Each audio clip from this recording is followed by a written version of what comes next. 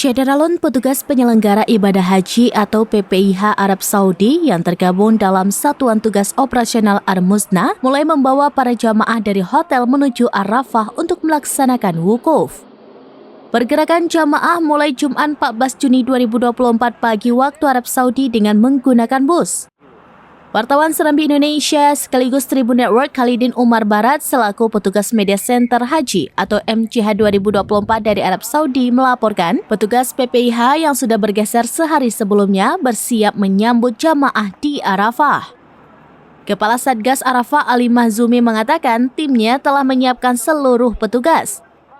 Ali Mahzumi berharap nanti saat pelaksanaan di Arafah semuanya berjalan dengan lancar dengan baik. Para petugas haji telah berada di Arafah pada Kamis 13 Juni 2024 tengah malam.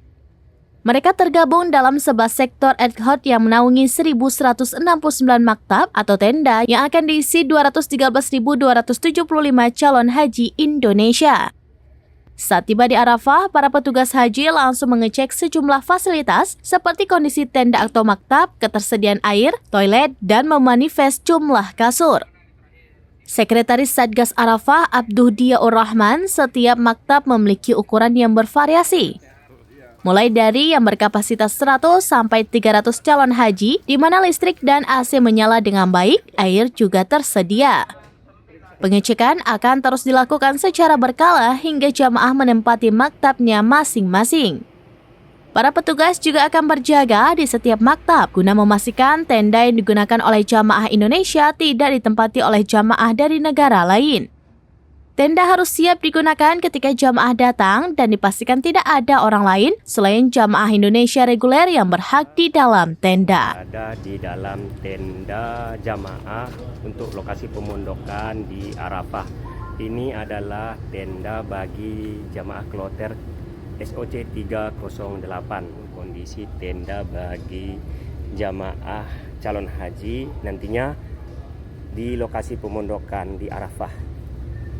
Jadi setiap jamaah mendapat satu kasur dan bantal.